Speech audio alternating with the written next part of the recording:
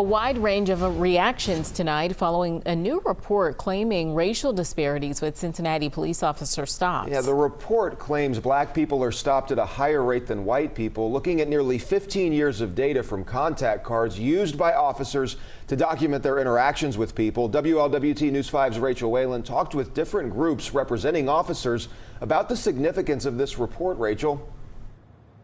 Hi, Chris and Ashley. Well, the report claims that last year black people were stopped by police or 3 times as likely to be stopped by Cincinnati police officers as white people. The interim chief and fraternal order of police, though, are questioning the methodology behind the report. We also spoke with Cincinnati Sentinel Police Association today, which was founded on behalf of black officers.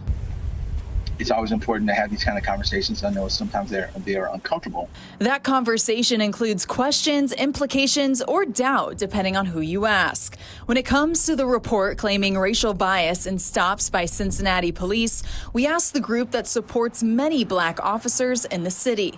Sergeant Stuart Isaacs is the president of the Sentinels. He wants to see data fully reviewed before drawing conclusions. If the information stands and that it is accurate, then that means that we have to put a lot more work in and have a broader conversation as far as how to change the results that we see.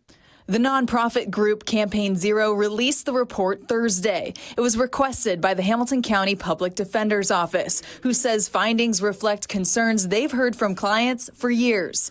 The Fraternal Order of Police says those findings fail to tell the whole story. You have an anti-police organization that wants to come in, stir up some stuff in a city and leave. If they were really serious about, oh, there's a problem, why didn't they reach out to the city and say, hey, we're noticing this trend.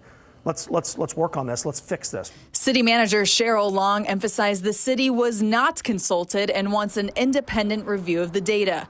Whether you question the validity of the report or not, Isaac says it's promising to see the city taking it seriously. But I'm encouraged that all the city leaders and the leadership of the Cincinnati Police Department are working to make sure that we get to the bottom of this.